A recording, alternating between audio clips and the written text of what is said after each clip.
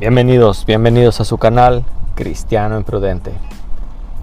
Mis estimados hermanos, pues el día de hoy voy a iniciar con este pequeño estudio, pequeño podcast sobre la vida de Sócrates.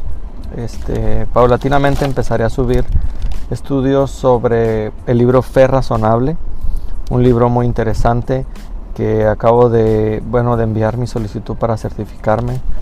Entonces estoy en espera de respuesta, pero entre el libro de Fe Razonable y el libro de Romanos que está en la Biblia, quedé intrigado por los filósofos de aquel tiempo y quise indagar un poco más. Sea que seas creyente o no, no te vayas, porque creo que este podcast te parecerá interesante. Ya sea, como digo, si eres creyente, obviamente te va a interesar.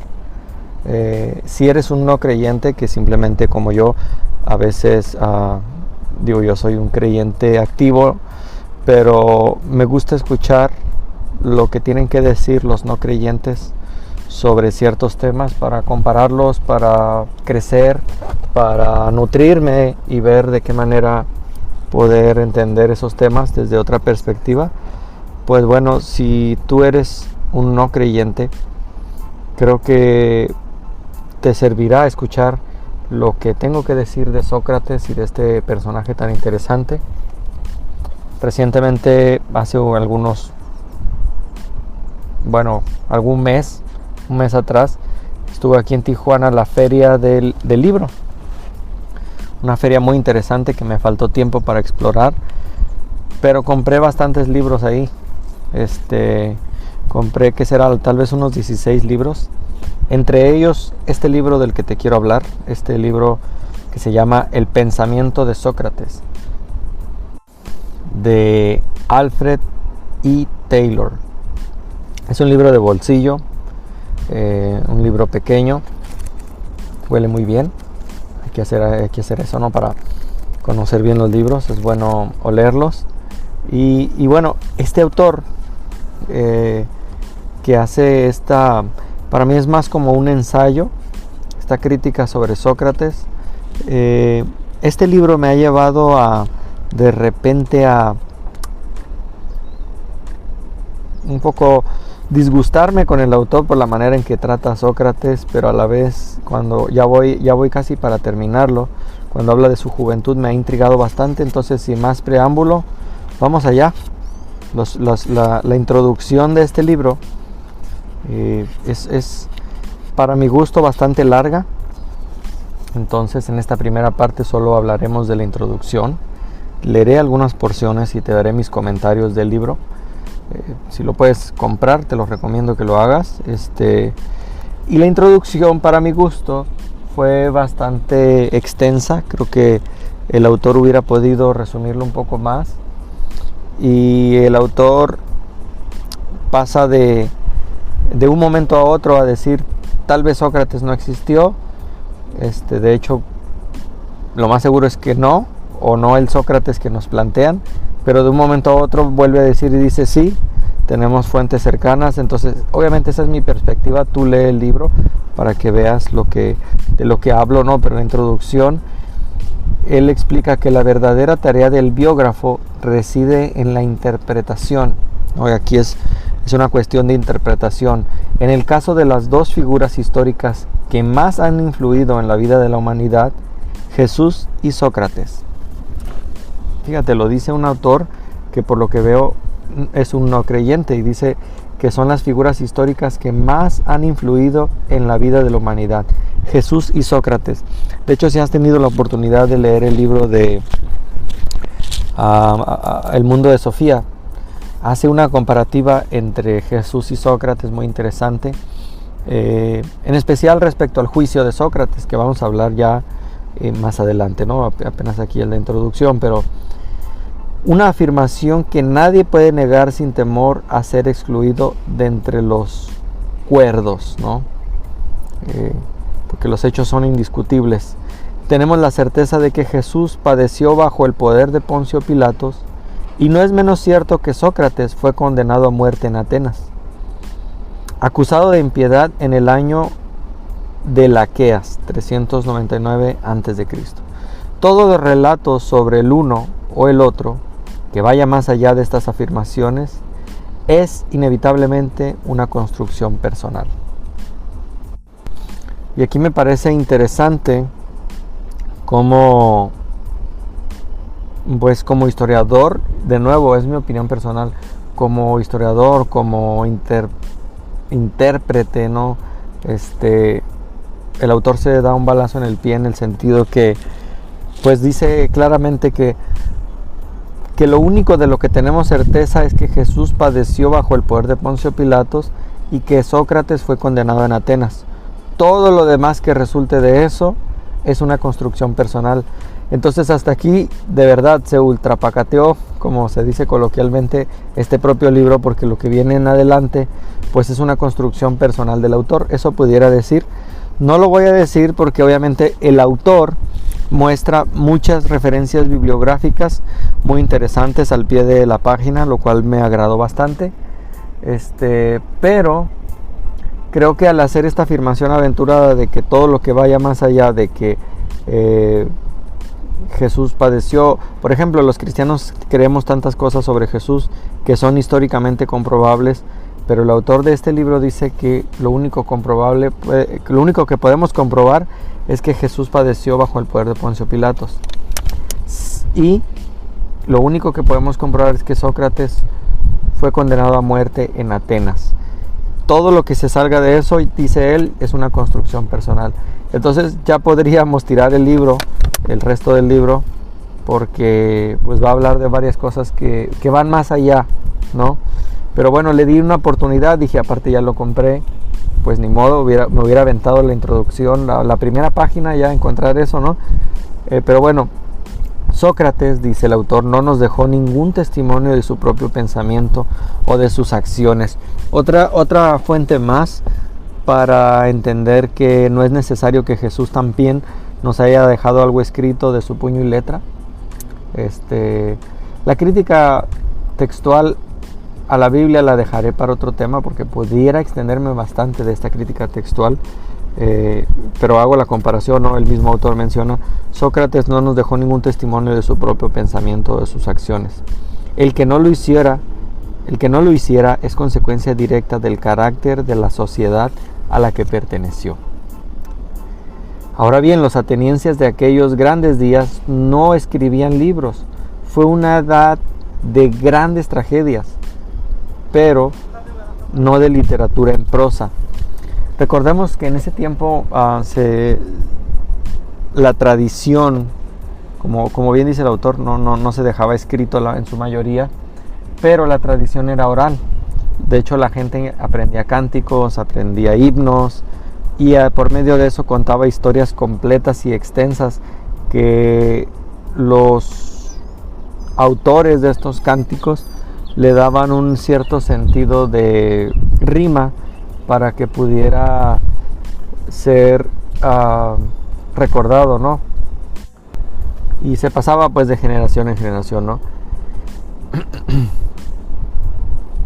Ningún testimonio, dice, no poseemos ningún testimonio contemporáneo de cualquier hecho o dicho de Sócrates hasta las proximidades de sus 50. Gran parte de esta literatura desapareció, pero aún poseemos la imponente serie de diálogos en los que Platón hizo de Sócrates la figura central, los recuerdos, memorias o memorables apologéticos del maestro escritos por Jenofonte, que es otro autor, ¿no? Aquí me parece interesante que dejó estos escritos apologéticos. Hoy en día la apologética tiene gran cabida en el mundo evangélico, en el mundo cristiano, y debemos conocer la apologética, ¿no? Y de este testimonio que desapareció en su mayoría de manera escrita, mientras que si lo comparamos, por ejemplo, con la Biblia, tenemos un montón de papiros que con ninguna otra obra literaria se podrían comparar, de la existencia física de papiros conservados del tiempo del personaje en cuestión, en este caso de Jesús, ¿no? Ahora, yo en lo personal no niego la existencia de Sócrates. Yo no niego que él haya existido, pero bajo la exhaustiva crítica que a veces se le quiere hacer al cristianismo, si Jesús no existió, la mayoría de los personajes tampoco, ¿no? Tendríamos que negar la existencia incluso de Napoleón Bonaparte, ¿no? Pero como digo, la crítica textual la dejaría para otro tema. Platón, que estoy leyendo también a la par el otro libro del juicio, esta es una como biografía, pero también compartiré con ustedes el juicio relatado, como lo relata Platón, del juicio que se le hizo a Sócrates. Platón era 43 años menor que Sócrates. Entonces, ¿qué edad habrá tenido este famoso Platón cuando él presencia o redacta los hechos del juicio de Sócrates, ¿no? Jenofonte, casi seguramente algunos años más joven todavía, y aunque no tenemos fecha exacta acerca de Esquines, debió ser poco más o menos contemporáneo de ellos. La biografía, como forma literaria aceptada, solo aparece entre los griegos en el siglo III a.C., unos 300 a 200 años antes de Cristo, y es característica de la edad alejandrina. Esta me remonta a la biblioteca de Alejandría, ¿no? Pero bueno, así pues, hemos de recurrir a lo que nos dice sobre Sócrates, personas que hablaban con conocimiento directo, principalmente Aristófanes, Platón y Jenofonte. Son considerados pues ellos como los que hablaban con conocimiento directo porque habían convivido, habían platicado, habían comido, habían estado con Sócrates. Entonces de ahí se toma este testimonio. Aristófanes, se dijo, fue un poeta cómico y su propósito no es decir la verdad, sino deformarla. No sé cuántos de los podcast escuchas, o dicho de otro modo, radio escuchas, ¿no? Aunque esto no se transmite en radio, ya sea que lo estés escuchando en Spotify o viendo en YouTube, aunque solo será audio, ¿no? Pero en México hay un canal que inició precisamente así y se llama El Deforma, haciendo alusión a un periódico barato que se vendió por mucho tiempo a la oligarquía, llamado El Reforma. El Deforma precisamente deformaba de manera cómica y sátira las noticias para hacerlas más amenas, para reírnos de de nuestras injusticias que vivíamos en México. El Deforma no intentaba deformar para hacerte creer que era la verdad, sino todo lo contrario, deformaba para hacer reír, para hacer sátira, como menciono. Así me imagino a Aristófanes, un poeta cómico cuyo propósito no era decir la verdad, sino deformarla. La comicidad, la sátira y deformar la verdad, hoy en día lo conocemos como memes, en general, ¿no? Y no debería tener ningún problema ese tipo de comicidad. El problema es cuando hay cómicos, y lo digo entre comillas, que deforman la verdad haciéndonos creer o teniendo la intención de hacernos creer que es la verdad. Yo puedo mencionar varios que conozco en México: Eugenio Derbez, Adal Ramones, Café Tacuba, que son cantantes, ¿no? Pero que salieron a deformar la verdad, pero que causaron lo opuesto, ¿no? Ahora nos dan risa, aunque su intención no era darnos risa, sino desinformarnos. Terminaron dándonos bastante risa, bastante comicidad, y ese es otro tipo de manera, ¿no? de dar la información. Pero Aristófanes era un personaje pues que con su comicidad deformaba la verdad pues para hacer cierta burla, pues eso, valga la redundancia, esa comicidad de la verdad. Se concluyó pues que la manera segura de establecer los hechos históricos acerca de Sócrates es poner nuestra fe en Jenofonte y utilizar sus afirmaciones para reducir la gran figura de los diálogos platónicos a proporciones normales. El Sócrates histórico de quien tanto hablaron los escritores del siglo XIX, no es de hecho sino el Sócrates de Platón, aunque sin genio. ¿Okay? Entonces aquí es donde les digo, el autor de este libro empieza a jugar un poco y de repente dice sí era Sócrates, luego dice no podemos saber, luego dice que sí, pero nos habla, así como mucha gente cree en un Jesús histórico y un Jesús espiritual, por así llamarlo, muchas personas también creen en un Sócrates histórico y en un Sócrates de Platón. Entonces estaríamos hablando de dos Sócrates, según Alfred Taylor, de un Sócrates inventado y de un Sócrates un poco más real, ¿no? Porque pues ni siquiera el autor da la certeza de qué parte de Sócrates, de ese Sócrates real, podemos estar seguros que era tal Sócrates, ¿no? De nuevo, mi opinión es que ese Sócrates que cuenta Platón era el Sócrates que existió. Esa es mi opinión, pero bueno, dejo a quien escucha este podcast pues tome la última palabra, ¿no? Déjenme en sus comentarios qué opinan.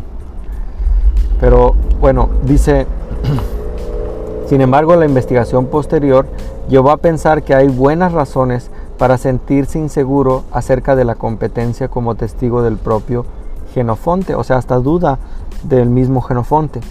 De ninguno de sus escritos puede deducirse que hubiera intimado particularmente con Sócrates. Entonces se esperaba más bien que de Platón, de otro de ellos, de Aristófanes, de varios de ellos, pues por lo menos vivieron o intimaron con Sócrates, pero de Jenofonte, dice el autor de este libro, no hay manera de saber si estuvo íntimamente ligado a Sócrates. En todo caso, estaba en Asia durante el juicio y la condena de Sócrates. Entonces, a sus propios escritos socráticos deben haber sido redactados en varios intervalos tras su vuelta posterior a Grecia, mientras volvió desterrado de Atenas y sin mucha oportunidad de consultar a otros miembros supervivientes del círculo socrático. En alguno de sus escritos pone a prueba nuestra fe, al atribuir a Sócrates, notorio amante de la ciudad, su propio señalado gusto por la vida rural y campesina, y el más considerable de ellos, los recuerdos. Es puesto de lado, sin que sepamos hasta qué punto, por el hecho de tener un propósito declaradamente apologético. Jenofonte ha reforzado sus propios recuerdos, probablemente no hay muy amplios, empleando como material para su retrato los mismos diálogos platónicos a los que algún tiempo sirvió de control. Esto explica por qué se presentó una tendencia en muchos de los mayores eruditos de comienzos de este siglo hacia el completo escepticismo acerca de la posibilidad misma de lograr cualquier conocimiento sobre el Sócrates histórico. Y aquí es donde les digo que el autor juega mucho con esa parte. Tal vez sí, tal vez no, tal vez sí, tal vez no. Bueno, debemos recordar asimismo el principio general de que una farsa debe basarse en hechos conocidos o considerados como tales. Para lograr un efecto cómico debe ser una deformación de algo que no es una mera invención del caricaturista. Pues sí, si no daría risa, ¿no? Y es lo que les decía ahorita de los memes, la sátira, las caricaturas políticas, por ejemplo. Ahora bien, es desde luego posible explicar esto diciendo que Sócrates fue una persona común y corriente a quien Platón convirtió en una figura de primer orden, dotándola de una personalidad que en realidad pertenecía al propio Platón.